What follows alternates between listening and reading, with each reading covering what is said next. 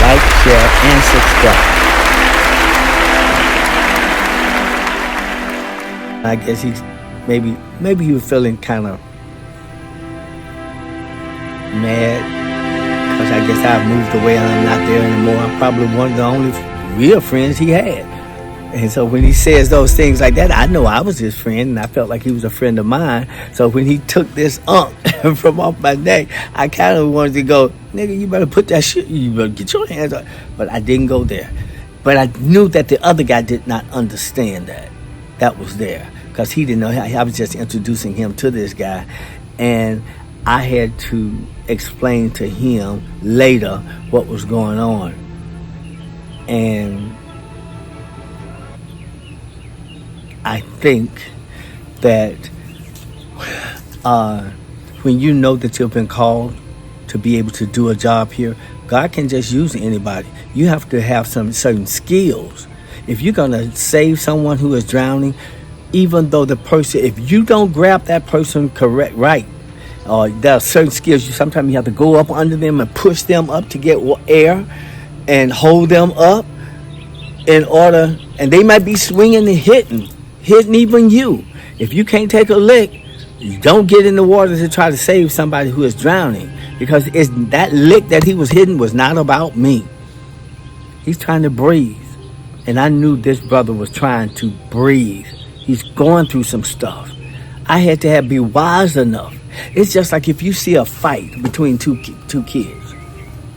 The best time to deal with them is not in the front of these people while they have an audience. If they have an audience, they're not going to listen to a damn thing you have to say. And I knew that this guy had become the audience. So I let it go. The guy took the jewelry off my neck and took it, and he was like, he went and put it up in his car. He wanted something from me. I had to read into that, what that really was. But what the other guy saw, man, he disrespected you. I said, yeah, that's the way it looked. But I'm reading deeper than that. That brother loved me. I know he does. And if I had to call him back, I would ask him, do you respect me? He would probably say yeah. I'm sure he would. If I asked him, even though this is probably not a question that a brother could ask someone in that mindset, brother, do you love me? It's like when Jesus asked Peter, do you love me? I don't know how he would have answered that. I kind of think he probably would say, yeah, brother, I love you. Then keep my commandments. In other words, then don't disrespect me. You took that chain off my neck. You need to understand what that person is looking at and what they see. And I had to talk to that person to get him to understand, look, what you see is not real. What you see him doing toward me, actually, I knew you wouldn't understand. But it was about love. And if you can't see that, it's because, well, you haven't been doing this type of work long enough to be able to read between the lines, because men are complex. We're complex. We have to act like we don't have feelings. We have to act like we don't care.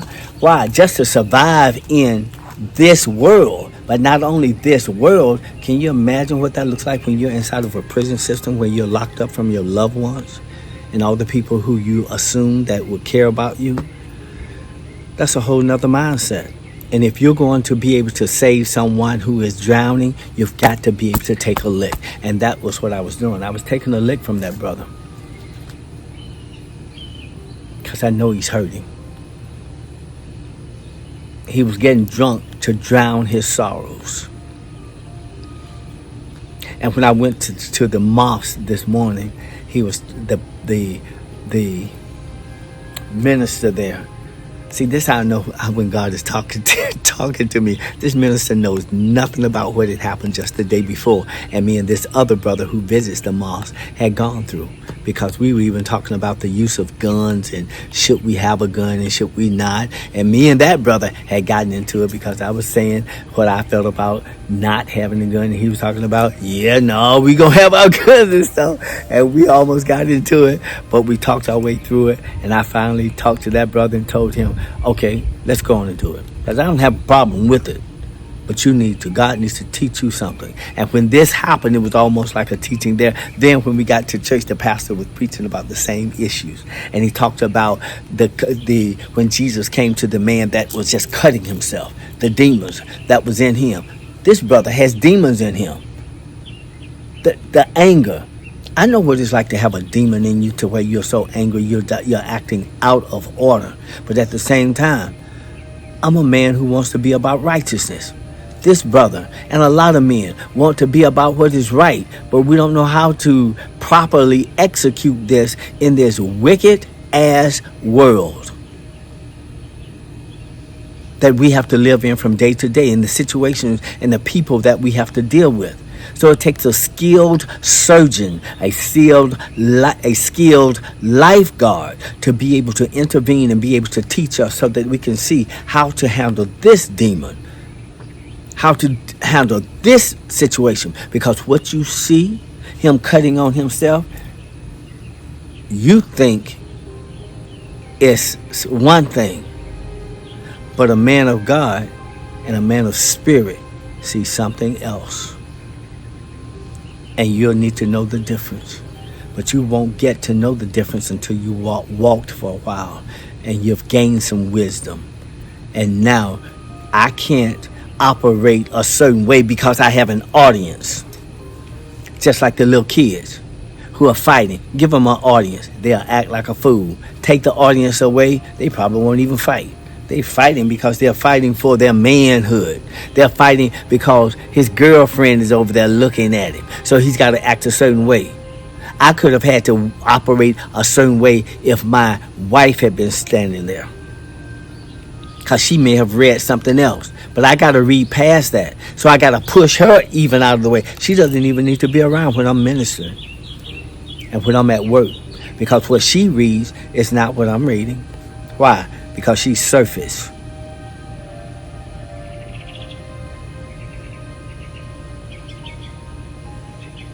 God is speaking to me from experience, from being spirit-led, and from being in that place myself. Anger, understanding what's going on. And sometimes all it takes is from one brother to another brother. Calm down, brother. I love you.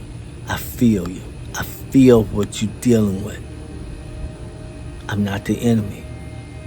And having the scripture to know, we wrestle not against flesh and blood. We do not. But wickedness, spiritual wickedness and principalities in high places that have been set in place to keep you in the mindset of a slave. And the pastor brought the minister Shakir, I hope I'm saying his name, I'm still learning. He brought that message this morning powerfully. And without even knowing, he was addressing exactly the things that we were questioning the day before. And while I'm on this, I would like to reinforce the fact, those people who are doubting Islam in reference to how do they feel about Jesus Christ. I take pictures of everything that comes up on up on this screen as our minister so effectively delivers the messages to us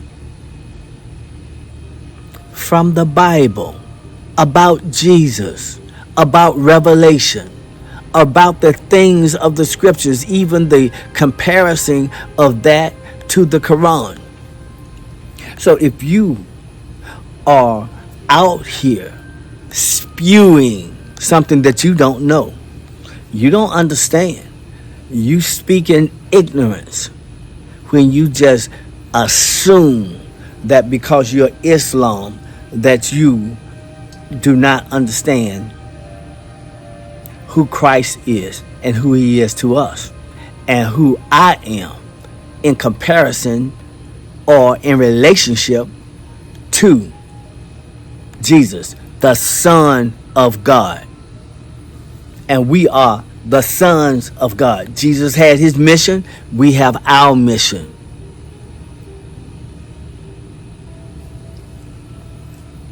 So, with that said, I'm asking and I'm encouraging you other black brothers that's out there, in order to, if you want to be a part of the mission to find your manhood in wisdom, in Islam, even in Christianity, you need to spend some time with a brother who is on the path of finding out who we are, what is our purpose, how are we to be a resource in the communities, in our cities, in the state, to make this world a better place for the black man and his family. I think you better scoot on over here with me. Scoot on over here. Don't be scared. Don't be scared. You're scared to become a man, a soldier, someone who has to stand up in righteousness. The truth shall set you free. We're not talking about violence.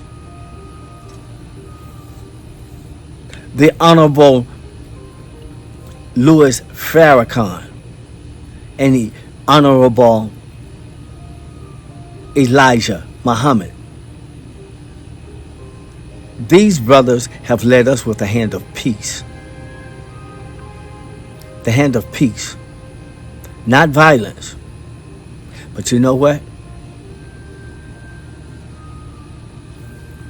You don't need ammunition when you have truth, because the truth shall set you free.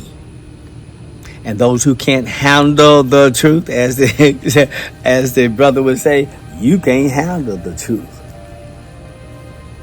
Many cannot handle the truth. So, brothers, if you think that you're able to handle the truth, I speak to you boldly right now, asking, give Islam a try. The Nation of Islam. Come on, brothers. Come on home, as I have. Peace.